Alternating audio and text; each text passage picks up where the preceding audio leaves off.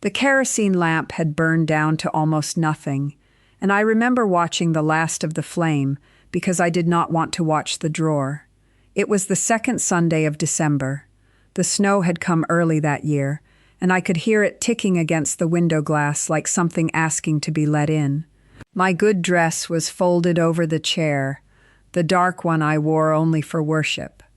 And across the room my husband was opening the bottom drawer of the dresser, the one I was never permitted to open myself. I was 44 years old that winter, and I had already learned not to ask what the drawer was for.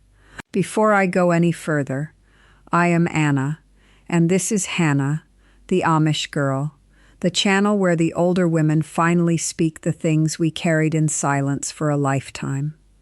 I grew up Old Order Amish in Lancaster County, and I stayed for 61 years before I left. If you want to hear the truth about Amish life from a woman who lived nearly her whole life inside it, please subscribe and tap the like button, and tell me in the comments, what do you imagine an old Amish marriage looks like after the children are grown and the house goes quiet? I am 82 now. I have time to tell it properly, so stay with me, because what my husband was allowed to take from me each winter, every winter, for 38 years, is something I never spoke aloud until 3 years ago. Let me start where it began, because you cannot understand the drawer without understanding the marriage. I married Amos in the fall of 1963. I was 19, which in our district was already considered a little late. He was 26, steady, with a good farm coming to him from his father, and hands that knew how to mend anything that broke. My own mother told me I was fortunate. A man who does not drink, she said. A man who works. A man the bishop respects. That was the measure of a good husband in our world. Not whether he was gentle, not whether he listened, whether he worked, and whether the church approved. Our wedding was on a Thursday in November after the harvest, the way they always were. Nearly 300 people filled my father's barn. The bishop preached for hours about the wife who yields and the husband who leads, about the godly household built on submission, and I sat on the hard bench in my new dark dress and I believed every word, because I had never been given any other words to believe. By nightfall I was a wife. I did not yet know what that would cost me, because the cost did not come due in the first year. It came due in the winters. Here is what people outside our world do not understand.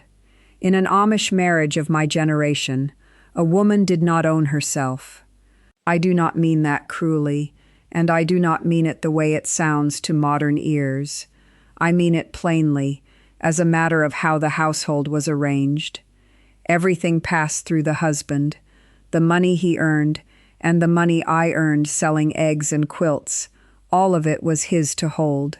The decisions about the farm, the children, the church, all his. And there was a custom in our district, an old one, that I have never heard spoken of outside of it, and it is the thing I came here to tell you. In our community, the deepest part of winter, from the first heavy snow until the thaw, was called the still season. The fields were dead, the work slowed.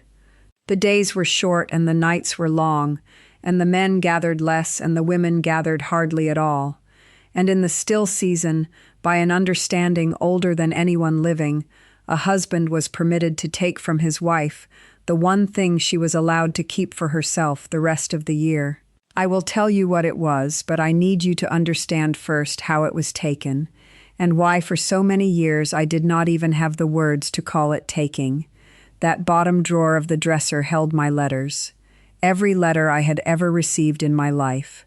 From my sister Mary, who married away to Ohio, from my grandmother before she passed, from a cousin I loved like my own breath, and one bundle, tied with a gray thread, from a boy I had known before Amos, a boy named Gideon who left the church and went English when we were both 17, and who wrote to me once, only once, before the bishop found out and the letters stopped.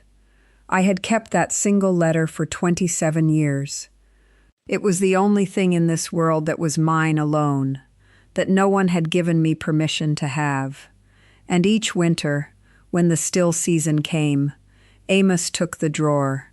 He would read them, all of them, by the light of the lamp, slowly, the way a man checks a fence line for any place a thing might have gotten through.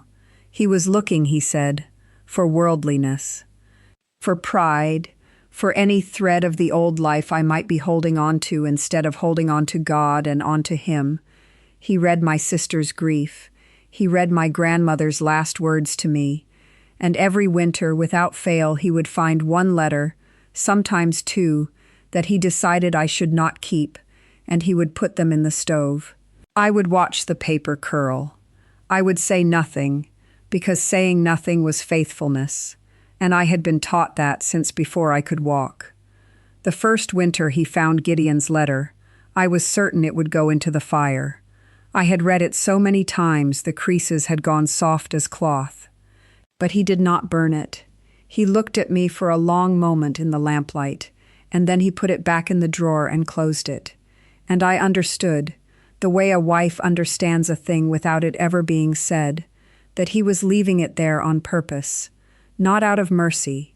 He left it there so that every winter he could take it out again and decide again, so that every December I would have to watch his hands hold the one thing I loved and wait to see whether this was the year he ended it. That was what he took from me each winter, not the letter. The not knowing, the bracing, the way a part of me went cold in November and did not warm again until the thaw, because I was waiting. I want to be honest with you, because honesty is the only thing I have left to give. For years I did not think of this as cruelty. I thought it was order. I thought every wife in every farmhouse down that snowy road was sitting in her own lamplight, watching her own husband decide what she was permitted to keep. And maybe many of them were. We did not speak of it. That was the whole architecture of our lives, that the things that hurt most were the things most forbidden to say. What happened over the next 11 Sundays, I cannot carry it in 20 minutes. There are things this recording cannot hold. The names, the counting, the drawer, the dress I kept for 27 years. 3 years ago I wrote it all down. The book is called The Sundays. The link is in the description and the pinned comment. Now let me tell you about my friend Rebecca, because what she said to me one winter changed everything, the way a single sentence sometimes can. Rebecca was older than me by 10 years, married into the district from a more conservative affiliation, a Schwartzentruber family where the rules were stricter still. We were quilting together one February afternoon, the snow piled to the windowsills, our needles moving, and out of nowhere, not looking up from her stitching, she said, "My husband stopped taking my drawer the year I stopped flinching." I did not understand. I asked her what she meant, and she said, still not looking up, "They only take what you still reach for. The day you let it go in your heart, there is nothing left for them to take." She had decided, somewhere inside herself where no bishop could follow, that the letters were already gone, that she had burned them herself in her own mind first, so that when his hands reached the drawer, there was nothing of her left inside it for him to hold over her. I drove home that day, the reins shaking in my hands, and I did not know whether what she told me was wisdom or surrender. I have thought about it for 40 years, and I still do not fully know, because here is the terrible thing she had learned, the thing our whole world ran on. The way to stop a man from taking what mattered to you was to stop letting anything matter, to go hollow on purpose, to make yourself a house with all the drawers already empty. And the women who did that, who learned to feel nothing in the still season, they suffered less, but they also disappeared. I watched it happen to Rebecca. By the end she was kind and quiet and gone, like a candle still lit but with the wick burned almost to the wax. I did not want to disappear.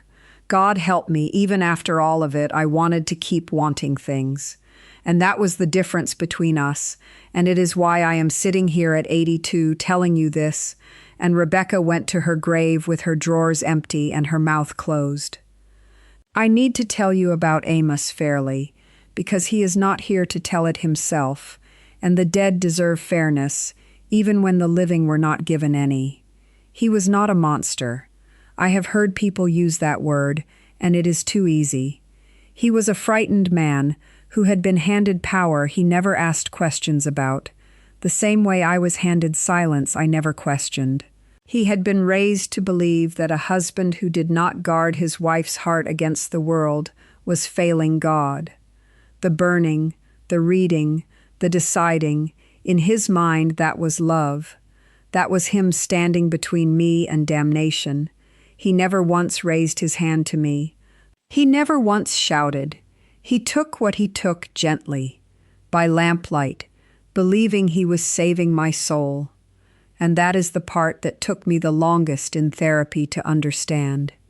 The deepest harm in my life was done by a gentle man who thought he was being good. We had 9 children. We buried 2 of them, an infant daughter and a son who drowned at 6 in the creek behind the barn.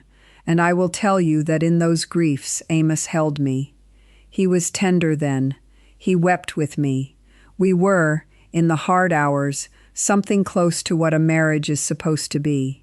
Both of these things are true at the same time, and I have made my peace with carrying both. The man who held me while I screamed over a small grave was the same man who burned my sister's letters in December. The system did not make him only cruel.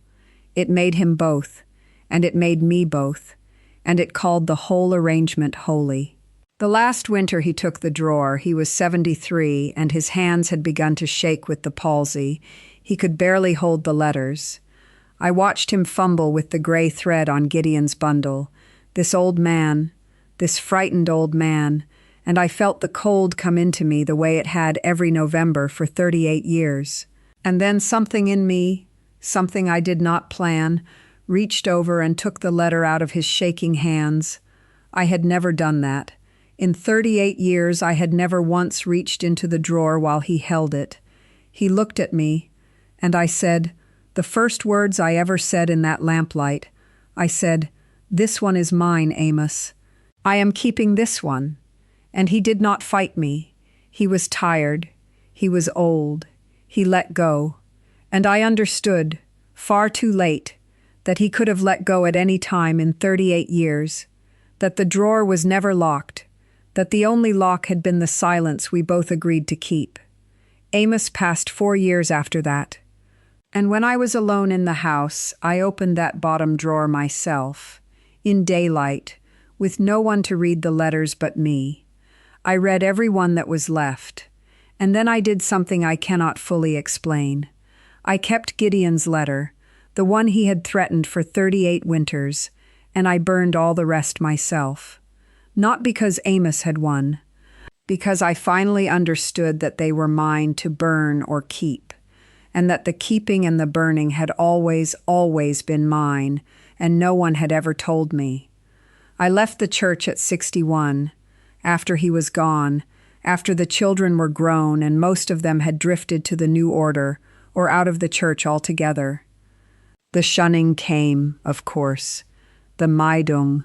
My oldest son still keeps it, will not sit at my table, returns my letters unopened, and I feel that loss every single day, like a stone I carry in my apron pocket.